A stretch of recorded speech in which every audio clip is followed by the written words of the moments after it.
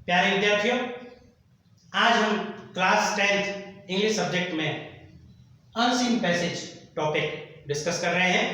अपठित गद्यांश pros section, ये ध्यान रहे, गद्यांश दो पैसेज आएंगे जो कि वाकई में अनसीन होंगे और हमें उस पैसेज को पढ़कर नीचे लिखे हुए प्रश्नों का आंसर करना है।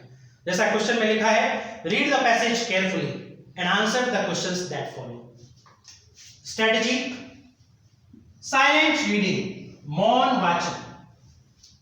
हमें एग्जामिनेशन रूम में लाउड रीडिंग नहीं करनी है, साइलेंट रीडिंग विद्यार्थी को।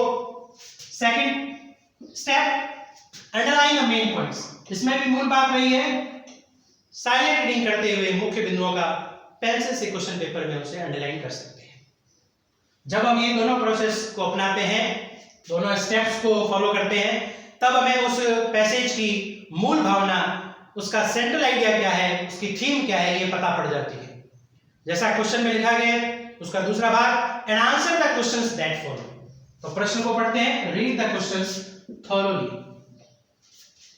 समग्र रूप से, कंप्लीटली उसका अर्थ ग्रहण करना है।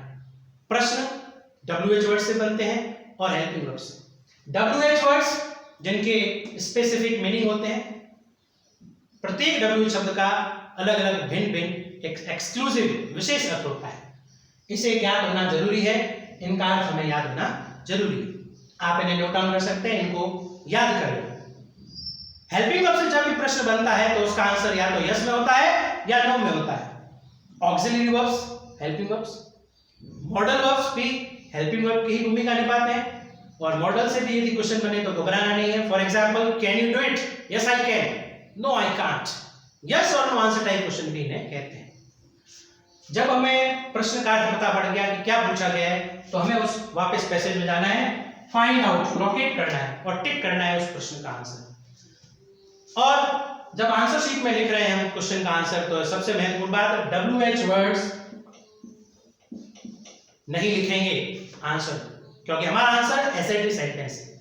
और एंड, फुल स्टॉप, ये महत्वपूर्ण बात। एसर्टिव सेंटेंस की शुरुआत सब्जेक्ट से होती है और एंड फुल स्टॉप से।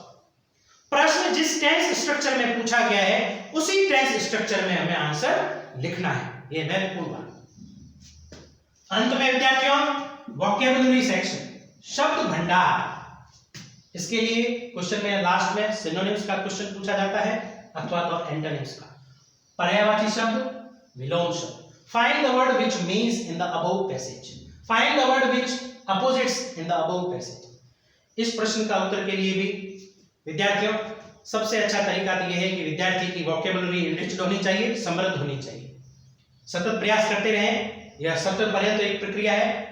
लेकिन यदि हमें उस नीचे लिखे शब्द का एग्जैक्ट इंग्लिश वर्ड न पता हो, तो भी हम इस प्रश्न को सॉल्व कर सकते हैं। यदि आप पैसेज में ऊपर से लेके नीचे तक, प्रारंभ से लेकर अंत तक यदि उसे ध्यानपूर्वक पढ़ते हैं, तो वाकई में एक एक शब्द का स्कैन करते हैं, गहन जांच करते हैं और दोबारा उसे देखते हैं, तो वाकई में आप उस शब्द का उत्तर ढूंढ पाएंगे। यदि आप एग्जामिनेशन रूम में इस प्रोसेस को अपनाते हैं, तो वाकई में आपको पूरे में से पूरे अंक प्राप्त होंगे। धन्यवाद।